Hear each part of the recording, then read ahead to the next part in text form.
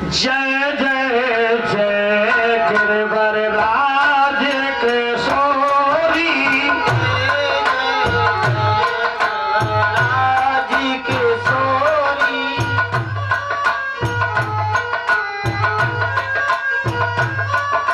जय महेश मुख चंद्र चकोरी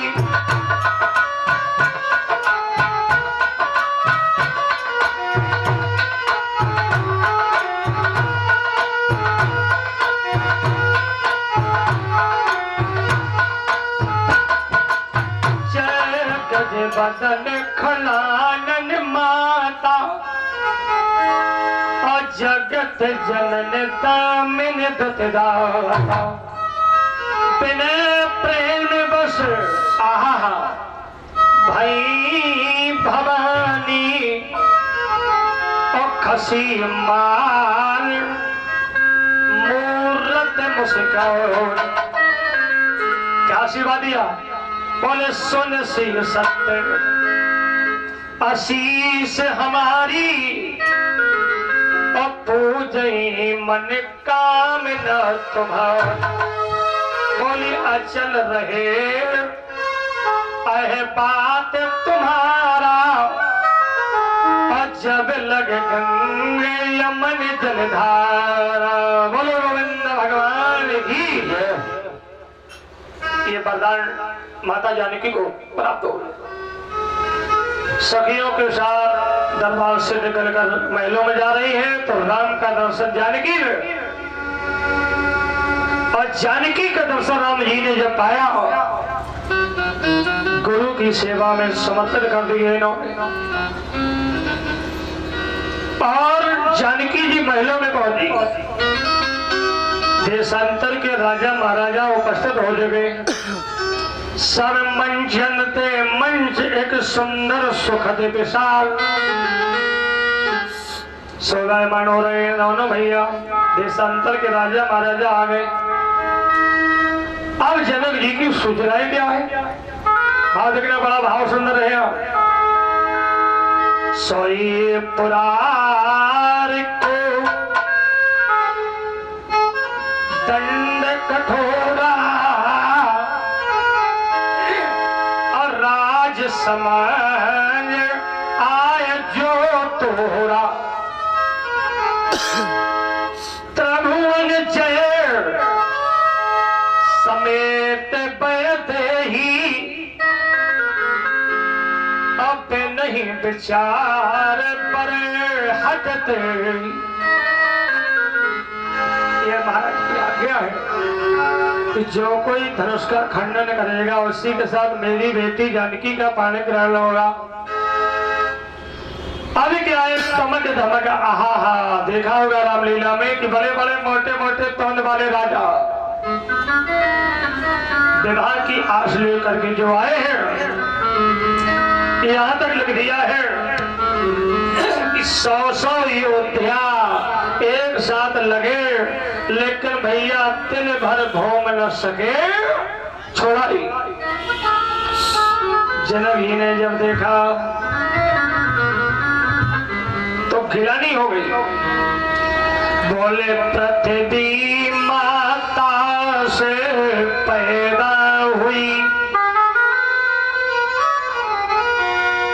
हमें तो लग रहा है बेटी की मांग सिंदूर से भराई ना गई। बाबा ब्रह्मा ने मेरी बेटी का पाण ग्रहण ही नहीं रचा है। अरे देशांतर के राजाओं सूरवीरों कान खोल कर सुन लो तजवास निज निज ग्रह जाऊ और लिखान वेद वेद ही विभाऊ अब जन को भाखे भट मानी पीर बेहीन महीन जानी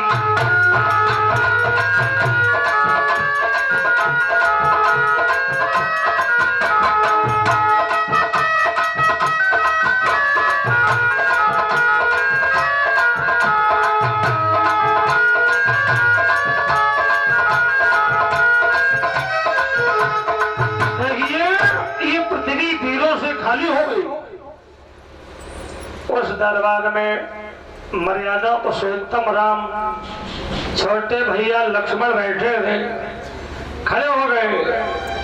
लक्ष्मण को बोलना पड़ा, बोले आराध्य भैया राम, गुरु विश्वामित्र जी, जनक जी, इतनी बड़ी बात कह जाए, क्या हम रघुवंशी इसको सहन कर सकता हो? देखना भाव, लक्ष्मण को बोलना पड़ा, मेरा विचार तो ऐसा है, अनहोनी कभी नहीं होगी, अजस दिन भूवीर नहीं होंगे, उस दिन पृथ्वी ना होगी। रघुवीर राम जी के आगे जैसी अनुचिति के डाली है, ये सब हृदय में चुभते हैं, पृथ्वी तीरों से खाली है।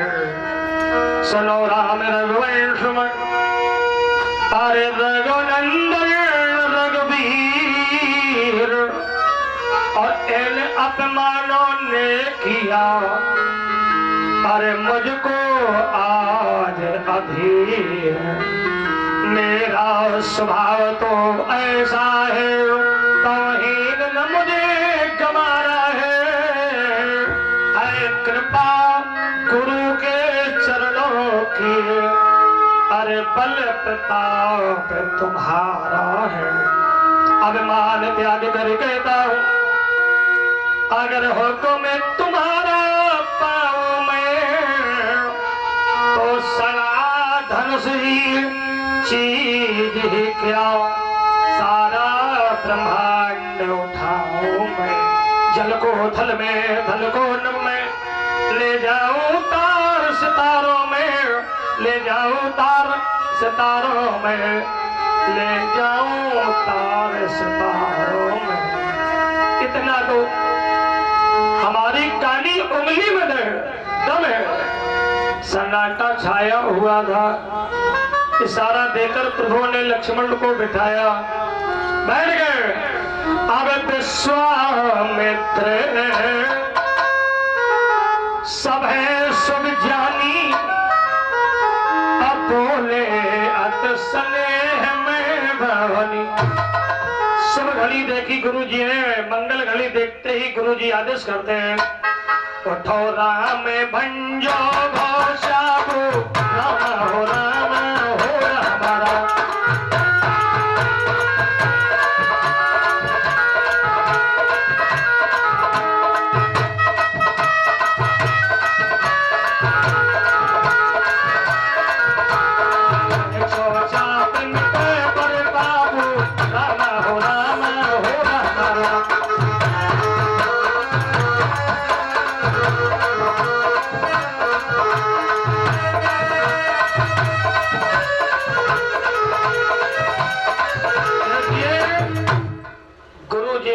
बेटा राम उठो, जनक जी के हृदय में जो ताप सता रहा है इसको दूर करो और जनकपुरी में धनुष का खंडन करो। आज राम जी ने मन ही मन गुरु जी के चरणों में प्रणाम किया, देवी के समक्ष गए और कैसे धनुष को दाया लेते चढ़ावत खेचती काले, राम हो राम हो राम राम।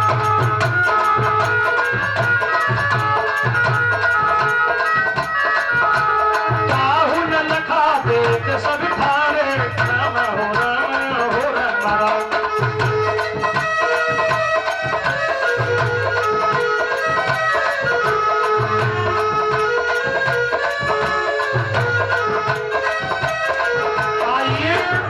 भगवान राम ने अवमानी राजाओं के अवमान को खींच करके जनकपुरी में धनुष का खंडन किया। खंडन होते ही पुष्पों की वृष्टि हो गई। अब टूटत ही धन भयउ विवाहु, सुर नर नाग विदित सब काहू। धनुष टूट गया। अब माता जी की सखियां जानकी को लेकर के कमल की माला हाथों में है, भगवान के गले में जयमाल को डराने के लिए चली आ रही। तो राम के गले में जब जयमाल डराने के लिए चली तो नारियां राम से कहने लगी, अब देखो हास्य रस का थोड़ा प्रयोग है। राम जी थे कुछ लंबे, अब मैया थी कुछ छोटी, तो नारियां राम से कहने लगी, राम जो के जइयो तन के रघुवीर। आहा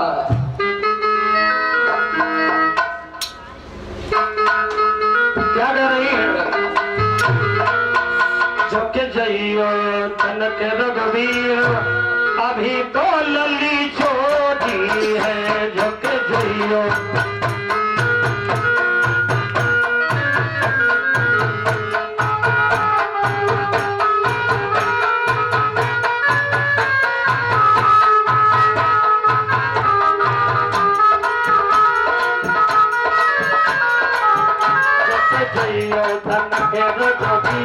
अभी तो लली छोटी है। झुक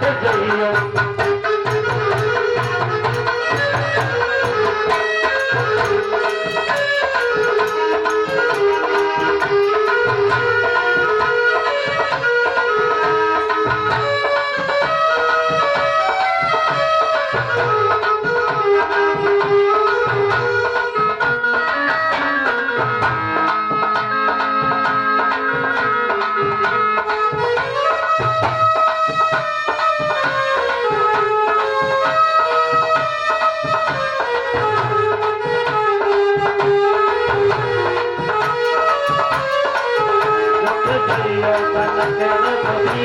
अभी तो लली छोटी है। झुक जइयो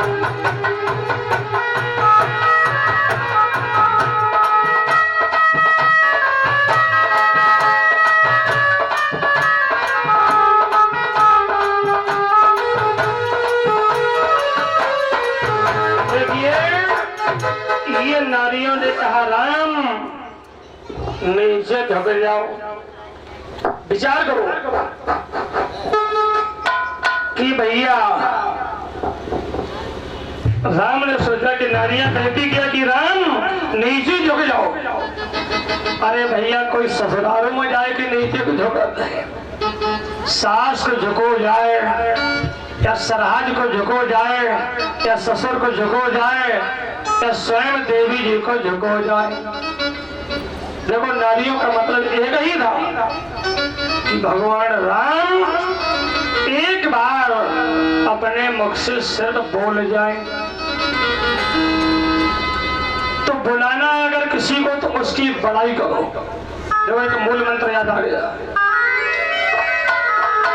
एक भक्त थे तुकाराम जी, इन्होंने 3 कर लिए थे अपने विवाह। ध्यान है ना बोलो, 3 पत्नियां तुकाराम जी के घर में है। जैसे दशरथ के घर में 3 रानियां थी, इसी तरह तुकाराम के घर में 3 स्त्रियां हैं। और तीनों कैसी रहे? तुतलू रहे, तुतलू की कथा है। एक बार तुकाराम घर से निकले, बगीचे में जा रहे थे काम करने के लिए। उधर से समधी जी आ गए। जो समधी जी को देखा, बोले समधी साहब राम राम, समधी साहब राम राम। समधी को लेकर के रास्ते से लौट पड़े, कमरे में आसन दिया, समधी जी बैठ गए।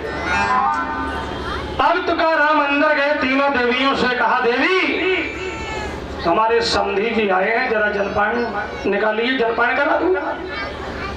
जलपान करवाया। इसके बाद तुकाराम ने तीनों स्त्रियों को बुलाया, कहा देखो देवी जी, हमारे समधी जी पहली बार समझाने आए, इनके खाने के लिए बढ़िया बढ़िया भोजन बनाना, और अगर मुझे आने में विलम्ब हो तो तुम समधी जी को भोजन करा देना। बोले नहीं,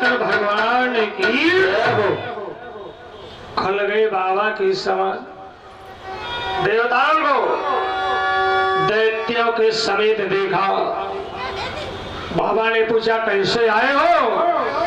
देवताओं ने कहा दैत्यों के समेत भूत भावन हम लोग समुद्र का मंथन कर रहा था, प्रथम बार जो वस्तु निकली इसे स्वीकार करो।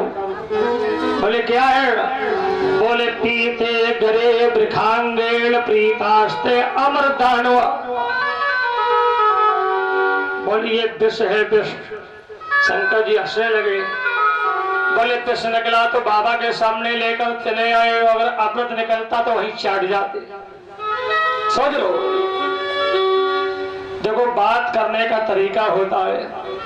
एक बात तो वो होती कि सीधी लाठी से मारो, और एक बात वो होती है कि कितना भी कठोर मनुष्य क्यों ही ना हो, बाली से सरस हो जाता है।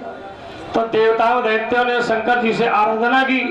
श्लोक देखना, देव देव महादेव भूतात्मय भूत भावना पत्राहीना सरला पन्नम स्त्रीलोक दहना विषा। बोले महाराज हम जितने देवता गण हैं सब कौन? हम जितने देवता हैं सब देव हैं, तो आप महादेव हैं। हम समस्त देवताओं में महान देवता हो, इसलिए प्रभु को स्वीकार करें। अब शंकर जी ने सोचा कि जब विष्णु सहायता में लगे हैं तो थोड़ा काम मैं भी बनाऊं। गरल को ले लिया, भोलेनाथ ने पान करने जा रहे हैं। कैसे पान किया? गरल सुधार करिए मिताई, राम हो राम हो राम राम।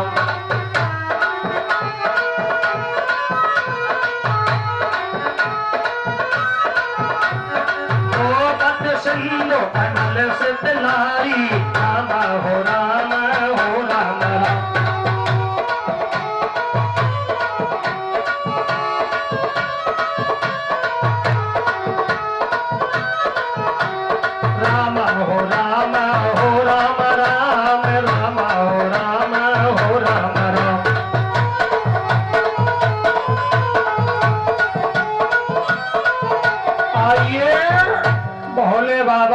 गरल को पान किया, विचार किया कि कंठ के नीचे उतारूंगा तो मेरे हृदय में राम जी का वास है, तो राम को कष्ट होगा, इसी कंठ के नीचे ही न उतरने दो।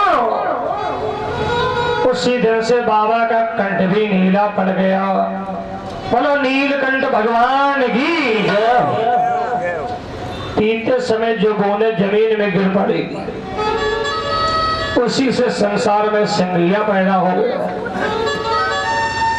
अब देवता और दैत्य समुद्र के किनारे लौट आए, फिर मंथन होने लगा। अब की बार क्या निकला? बोले तथा उच्च श्रवाणाम, घोड़ा निकला उच्च श्रवा। आपस में झगड़ने लगे। बोले इंद्र कहते मुझे चाहिए, बलि कहता मुझे चाहिए। बोले लड़िए ने इसका बंटवारा किए देना, घोड़ा किसको दिया जाएगा? बोले तस्मिन् बलम स्त्राम चक्रम नेन्द्र ईश्वर शिक्षया। ये घोड़ा दैत्यों के राजा बलि को दे दिया गया। अब निर्णय ये कर दिया कि एक वस्तु आप ले लें और एक आप ले। ये दैत्यों को मिला घोड़ा।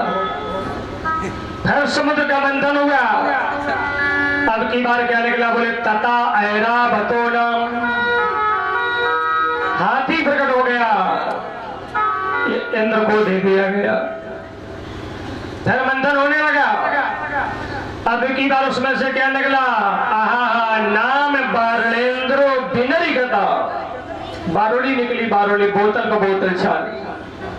समझ लेना, ये दैत्यों की योग थी, ये दैत्यों को दे दी गई। फिर मंथन होने लगा। तो अब की बार में ततो अभवत पारिजाता सर्वलोक विभूषणम पारिजात नाम का वृक्ष निकला, ये देवलोक में भेज दिया गया। हर समुद्र का मंथन हो गया। अब की बात क्या है? कौस्तुभ्याम पद्मरत्नम, एक हाथ में कौस्तुभ मणि को लिए और एक हाथ में कमल की माला लिए हुए मैया लक्ष्मी जी प्रकट हो गई समुद्र से। बोलो लक्ष्मी मैया की। आहा, जय बोल पे बड़ी कंजूसी आप लोग का भाई है। अरे तो जोर से आवाज लगाओ मगोड़ा, खा के आया। बोलो लक्ष्मी मैया की जय हो। लक्ष्मी जी सतगुरु भगवान की जय हो। तो अब लड़ाई पुनः फिर होने लगी। देवता बोले हमको जाइए, दैत्य बोले हमको जाइए। लक्ष्मी जी बोले लड़िए नहीं, देखो कमल की माला हमारे हाथों में है, आप लाइन बना के बैठ जाए, हम अपना स्वयंवर जो एक लाइन में देवता बैठा ले, एक में दैत्य बैठ गए, बीच में भगवान नारायण बैठ गए। देवताओं को देखा, लक्ष्मी जी ने विचार किया है ये अधर्मी पापी पखंडी देवता लोग जो है सदैव से दुर्बल है, और जब मुसीबत पड़ती तो नारायण के हाथ, और दैत्य पाखंडी अधर्मी है, हमारे योग न है। बीच में नारायण बैठे थे, तो नारायण भगवान को श्रेष्ठ मानकर लक्ष्मी जी ने भगवान के गले में जयमाल पहनाया। उसी समय समुद्र ने प्रकट होकर लक्ष्मी जी का विवाह नारायण के साथ कर दिया। बोलो लक्ष्मी नारायण भगवान की। पुनः मंथन पर होने लगा, दोनों पार्टियां कर अब की बार में रंभा नाम की अप्सरा निकली, बोले तुम संसार में वैश्य बन जाओ। वो वैश्य हो गया। चंद्रमा प्रकट हो गया। देखो 1000 वर्ष तक चंद्रमा समुद्र के अंदर पड़ा रहा, और आज समुद्र मंथन के समय चंद्रमा प्रकट हुआ।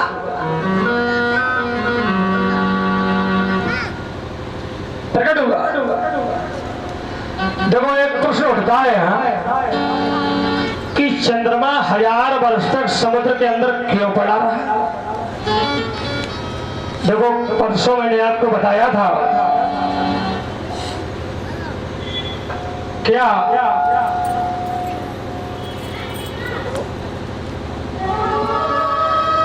कि राजा दक्ष के घर में 60 कन्याओं का जन्म हुआ था, जिनमें 27 का विवाह इन्होंने चंद्रमा से किया है। देखो चंद्रमा की 27 स्त्रियां हैं, कौन कौन? अश्वती। ये जो 27 नक्षत्र हैं, ये चंद्रमा की धर्मपत्नी है। भाव देखेगा। एक दिन कृतिका अपने पति की शिकायत अपने पिताजी से जाकर के कर दी। बोले पिताजी, मेरा पति चंद्रमा मुझको चाहता नहीं, अन्य बहनों को चाहता है। जब राजा दक्ष ने सुना तो चंद्रमा को श्राप दे दिया। बोले ये चंद्रमा, ब्रह्मा के कहने से मैंने 27 बेटियों का कन्यादान आपसे किया, और तुम एक साथ विवाह नहीं करते हो, इसलिए मैं तुम्हें श्राप देता हूं कि तुम्हें क्षय का रोग उत्पन्न हो जाए। अब चंद्रमा के सारे अंग में क्षय का रोग प्रकट हो गया। क्षय के रोग से व्याकुल होकर ये समुद्र में कूद पड़ा शांत पाने के लिए। अब चंद्रमा की अन्य स्त्रियां जितनी थी, इन्होंने पिता दक्ष से कहा, बोले पिताजी आपने मेरे पति को क्षय का रोग बना दिया है, ऐसा करो क्षय का रोग नष्ट हो जाए। राजा दक्ष कहने लगा कि बेटी हो मेरा दामाद, तो मेरी कन्या हो, लेकिन मेरा श्राप मिथ्या नहीं हो पाएगा।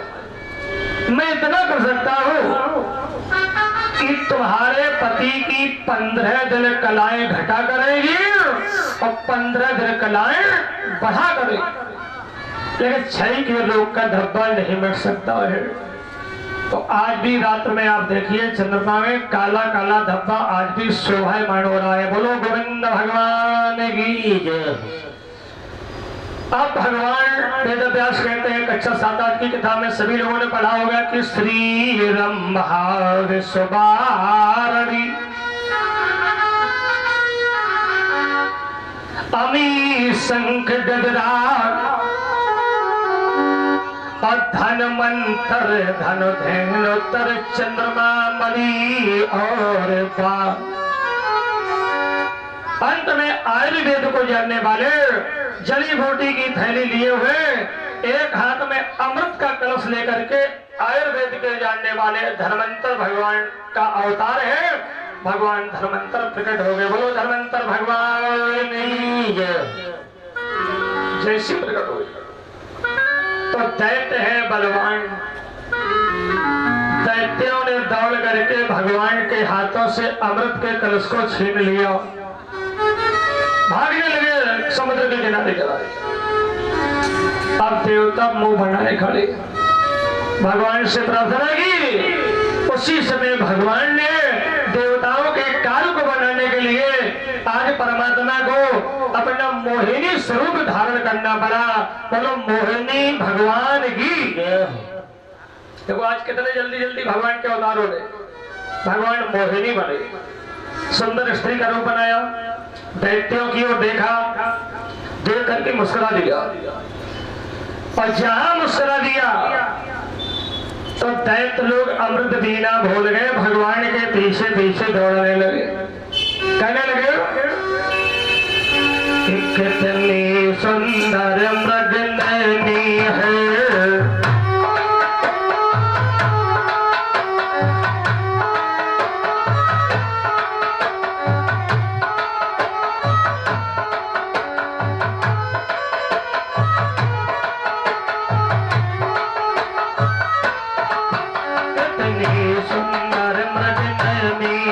जिसका ये नेत्र चमकता है,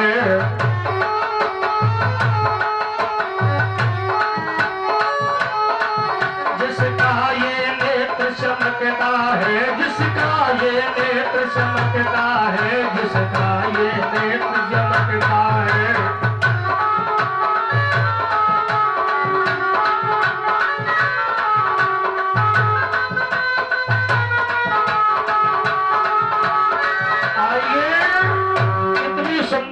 नारी हमारे बीच में प्रकट हुई। बोले देवी तुम पार्टी में पंच बन जाओ और हम लोगों को आधा आधा बांटकर अमृत पिला दो। भगवान ने कलश को हाथों में ले लिया। बोले लाइन बनाकर देवता बैठ जाए और एक में दैत्य बैठ जाए। भगवान ने कलश को ले लिया। बोले देवताओं से प्रारंभ करूंगा, इसके बाद तुम्हारी पार्टी में आओगे। अब भगवान कलश लेकर के दैत्यों को मोहित करते जा रहे हैं और देवताओं को बांटना आरंभ कर दिया। एक दैत्य बहुत चालाक था जिसका नाम था राहु। तो ये पहले से जाके देवताओं की लाइन में बैठ गया, औंजली बनाई और गटर गटर तौली तक उतार गया। सूर्य चंद्रमा ने देख लिया, चिल्लाने लगे। बोले सरकार ये तो दैत्य राहु है, पान कर चुका है। भगवान ने चक्र उठाया, इसका सिर काट लिया, अभी मरा नहीं। देखिए भगवान ने सोचा काटेंगे तो संख्या बढ़ेगी, घटने वाली तो नहीं। तो सिर को कहते हैं राहु और धड़ को कहते हैं केतु। तो भगवान ने उसको वरदान दिया। बोले हे राहु तुमने देवताओं में बैठ करके अमृत को पान किया, देवताओं की योग हो गए। जाइए आज से मैं वरदान देता हूं कि मत योग में शुभ कार्य में तुम्हारा भी पूजन हुआ करेगा। तो चाहे सत्यनारायण की कथा हो, चाहे भागवती कथा हो, चाहे कोई भी संस्कार का पूजन हो, तो सबसे पहले नवग्रह पूजन जरूर किया जाता है। अरे ब्रह्मा मुरारी पत्र पुरांतकारी अभान शशि भूम सुतो बदश्च गुरश्च शुक्र सन राहु केतवा और सर्वे ग्रहा शांत करा भवन्तु। गंधर्वो और सिंह से काको मयो हंस से नहीं थे संभाल। भगवान ने वरदान दिया। अमृत पिलाने के बाद भगवान यत्र तत्र ध्यान बोलो गोविंद भगवान की। मूर्छा जागी दैत्यों की। बोले वो स्त्री कहाँ? बोले छलिया तो छलिया, मोहित किया, तुम लोगों को देवताओं को बांटकर अमृत बनाया। अब दैत्य है बलवान और देवता है दुर्बल। युद्ध छिड़ गया। दोनों पार्टियों में भगवान विष्णु की सहायता से विजय होने जा रही है। क्यों? अरे जाके सिर ऊपर तुम स्वामी,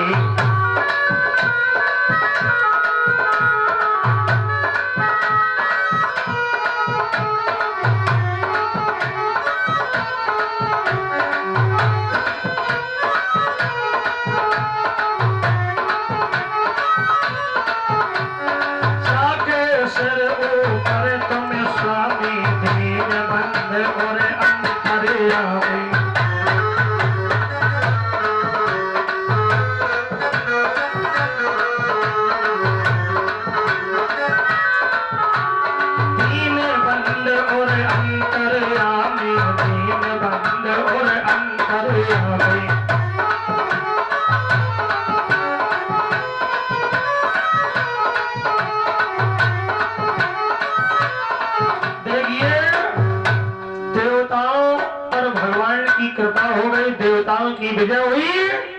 दैत्य लोग हार गए। देवताओं को देवलोक का राज हाथों में आ गया। तो बलि के गुरु जी का नाम था शुक्राचार्य। बलि ने कहा गुरुदेव आपके पुराणों में कोई नियम है? बोले हाँ। का हमारे शास्त्रों में नियम यह है कि जो कोई 100 राजसूय अश्वमेध यज्ञ को पूरा कर लेता है उसको इंद्र के बैठने का सिंहासन मिल जाता है। बोले महाराज छोड़ दो संकल्प, अश्वमेध यज्ञों को पूरा करूंगा। संकल्प बलि ने दे दिया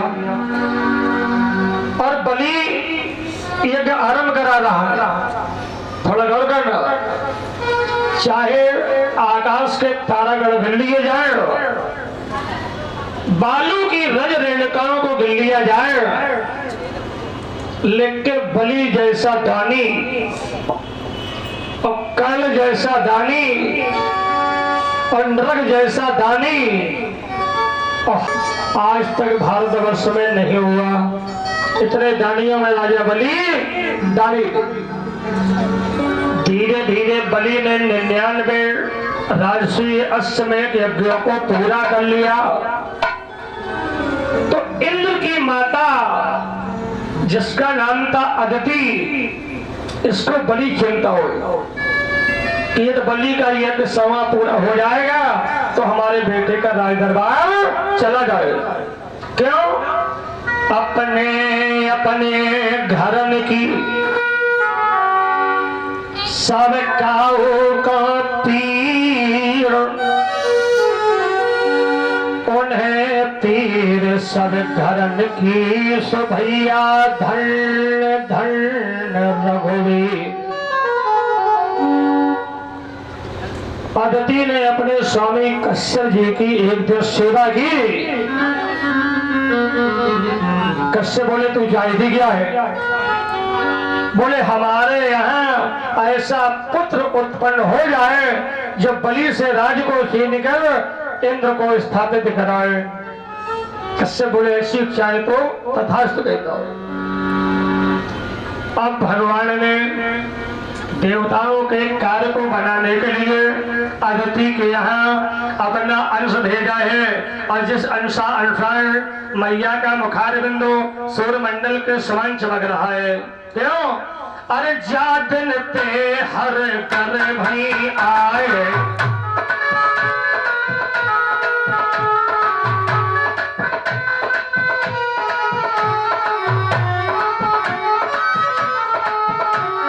जा दिन ते हरि कर भई आए, सकल लोक सुख संपत छाए।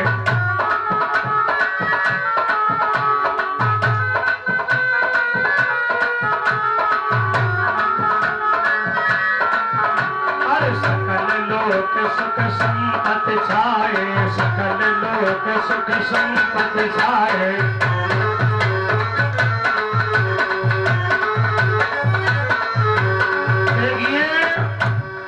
एक लोक की कौन कहे, तीनों लोकों में आनंद ही आनंद होने के लिए जा रहा है।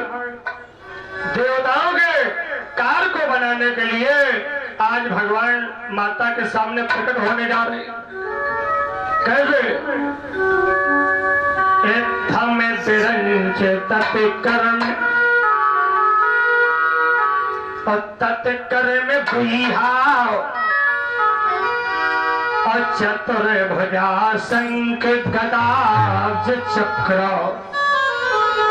आज परमात्मा को देवताओं के कार्य को बनाने के लिए आज नारायण को अपना वामन स्वरूप अवतार भगवान को धारण करना पड़ा। बोलो वामन भगवान की। ब्रह्मचारी का भगवान का स्वरूप है वामन, अंगुल के बन गए। कांधे यज्ञोपवीतम, भगवान के कांधे पर यज्ञोपवीत शोभायमान हो रहा है। वरुण भगवान ने आकर के वामन जी को अपना छत्र और कमंडल समर्पित कर दिया। अब वामन भगवान बलि की यज्ञशाला की ओर निकल पड़े। बलि की यज्ञशाला में वामन भगवान जब पहुंचे हैं तो देखो वामन भगवान ने बलि से कुछ मांगा नहीं, सिर्फ पंडाल में जाकर सामने खड़े हो गए और बलि उस समय बैठा हुआ दान को लुटा रहा है। तो बलि ने जब देखा ब्रह्मचारी जी को तो स्वयं बलि कहने लगा, कहो ब्रह्मचारी आप मौन क्यों हैं, क्यों हो, आप भी बोलिए, आप भी कुछ कहिए। तो वामन भगवान कहने लगे, कहते हो बोलिए तो मेरी सुन लीजिए। क्या है? बोल सुनो। दानी सुनो,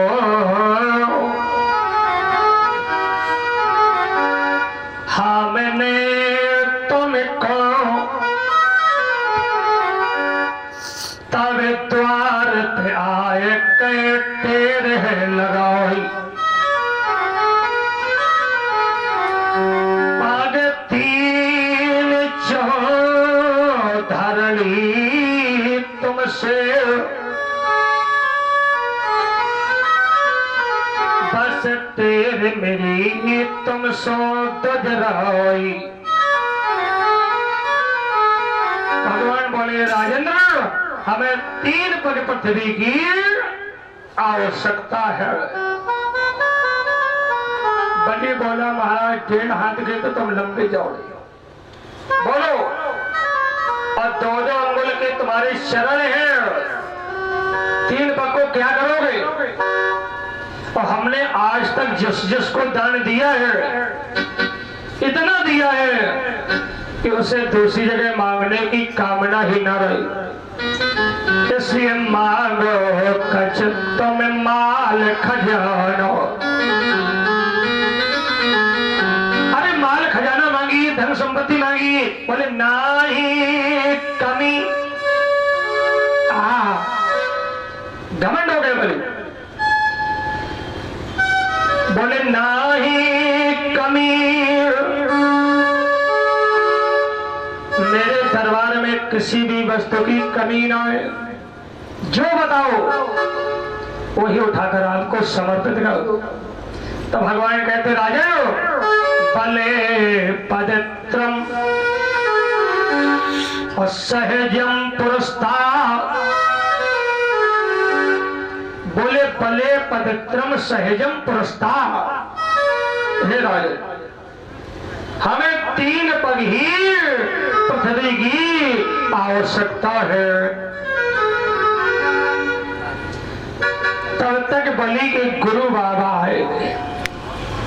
कौन? जिनका नाम था शुक्राचार्य जी महाराज।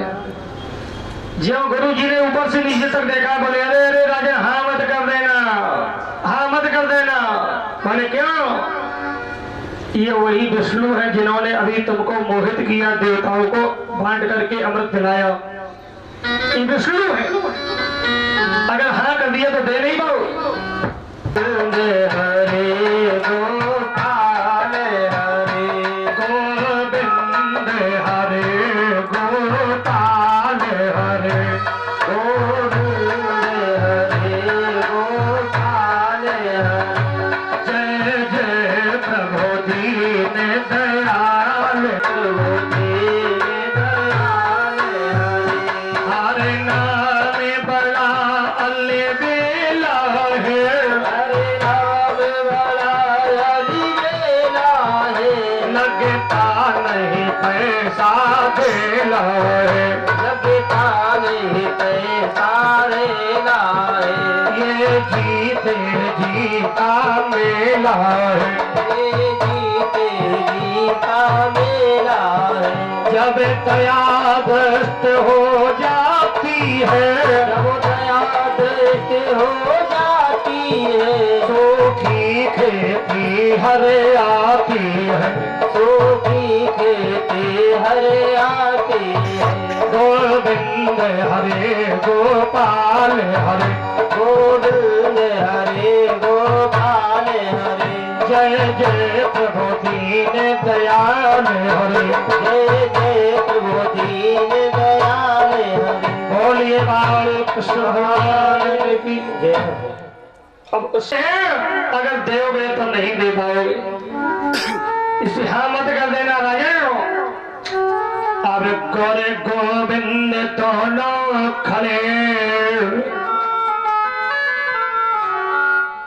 काके लागा पाए सोचो इधर गोविंद इधर गुरु बलिहारी गुर आपनो सो गोविंद दियो बताए देते हैं तो गुरु जी रुक जाएंगे और नहीं देता हूं तो भगवान रुक जाएगा। अब क्या करें संकट की घड़ी बज गई। देखो एक बात ध्यान रखना कभी भी किसी भक्त पर मुसीबत आ जाए तो मुसीबत के समय मनुष्य को क्या करने की जरूरत है। प्रमाण दे रहा हूं रामायण से कि मुसीबत की घड़ी में मनुष्य को क्या क्या करने की आवश्यकता है। अरे धीरज धर्म में मित्र और नारी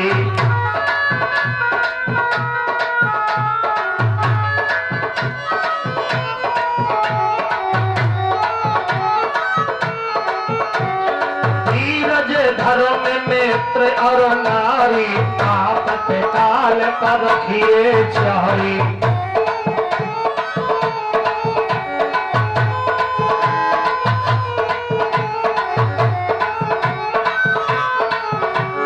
आपत काल पर रखिए चारी आपत काल पर रखिए चारी।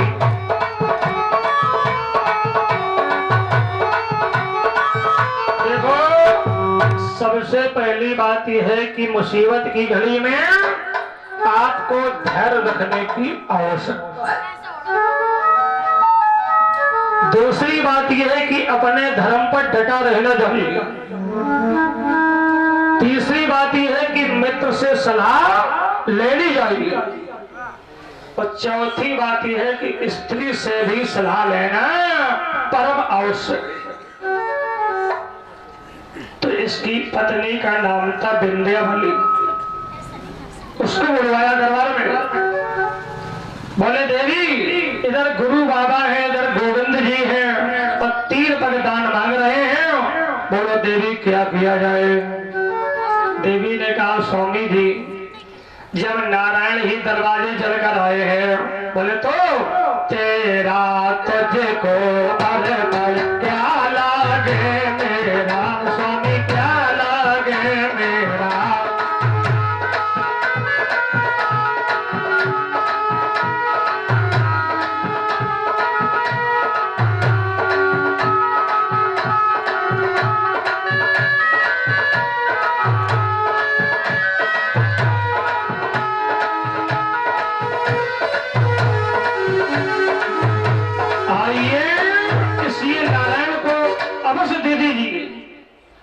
गुरु जी रोट गए गुरु का अपमान कर रहे हो और नारायण को 3 पग दान दे रहे हो तो मैं तुम्हें श्राप देता हूं कि तुम्हारा राज वैभव धन खजाना सभी नष्ट हो जाए। गुरु जी ने श्राप दे दिया। जब श्राप दे दिया, बलि ने सोचा अब तो रहने वाला नहीं, तो भगवान को समर्पित कर रहा है। पत्नी को बुलाया, देवी जल लाओ। जल मंगवाया, चौकी पर भगवान को बिठाया बलि ने। बामन भगवान के चरण धोए, चरणामृत किया और शुभ कार्य में पति पत्नी का गंध बंधन किया जाता है। दोनों का गंध बंधन हो गया। अंजलि में धूप दीप नैवेद्य तांबुल पोंगी फलम। तांबुल कहते पान को, नैवेद्य मिष्ठान, पोंगी फल कहते सुपारी, अंजलि में रखे गए। और 3 तक का संकल्प छोड़ने का समय आया तो गुरु बाबा को चैन नहीं भरी। बोले लाला मान जाओ, अबे बेटिया समझ जाओ, बाबा ही की है। गुरु की बात पर ध्यान नहीं दिया बलि। तो गंगा सागर रखा था, उसमें भरा है जल। जैसी बलि जल डालने के लिए चला तो गुरु जी जाए टोटी में अंदर बैठ गए। देखना, अब जल गिरना बंद हो गया, क्योंकि बगैर जल के संकल्प अधूरा रहता है। देखा क्षेत्र इसमें इतना बड़ा, जल क्यों बंद हो गया करना? भगवान जाने के बोले, हाय दादा बैठे दादा, ये धर्म रोना लगा रहा है, तो ऐसे प्राणी को हम जरूर दंड दो कि आइंदा से कोई भी व्यक्ति धर्म के अंतर्गत रोड़ा न लगा सो। समझेगा? तो भगवान ने जब गुरु जी को नहीं छोड़ा है तो साधारण व्यक्ति की बात ही गया है। तो उषा बनी थी, भगवान ने धीरे से उठाई, टोटी के अंदर ठोक दी। और जैसी ठोक दी तो गुरु जी की दशा क्या हुई? अरे देते बलि लेते भगवान,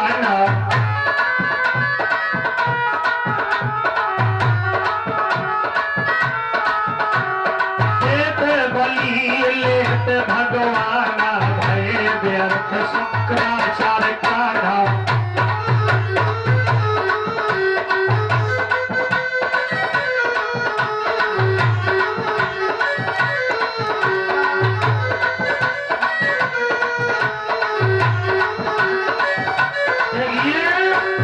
बलि दान को दे रहा है, भगवान दान को ले रहे हैं और गुरु जी की एक आंख गोविंदाय नमो नमः भगवान ने फोड़। देखो इसी पर भाव याद आ गया। एक जगह व्यास जी भागवत पुराण की कथा कर रहे, माइक की आवाज जा रही थी। एक भक्त रहता था संत लाल, कानों में बड़ी आवाज। उसने देवी जी को बुलाया, बोले प्रिय अमुक स्थान पर भागवत पुराण की कथा हो रही है, चलो प्रांगण में कथा सुनने चला जाए। संत लाल पत्नी को लेकर के भागवत सुनने के लिए ज्यों ही आई तो संत लाल की दाहिनी आंख जो थी कुछ खराब थी। तो जैसी संत लाल पांडाल में पहुंचे हैं और बैठे ही थे तो भगवान वेद व्यास कहते हैं कि व्यास जी कथा में प्रसंग चला रहे थे, गुरु और भगवान के ऊपर बात चल रही थी और संत लाल का आना हो गया और पंडित जी का कहना हो गया। पंडित जी क्या कहने लगे? अरे गोरे हरे नंदा सुनहि जे कान्हा,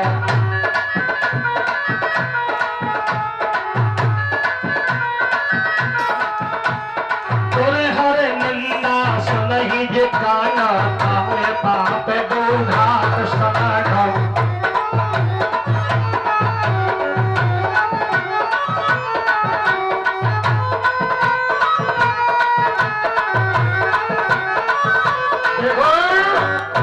गोरे हरे निंदा सुनहि जे कान्हा।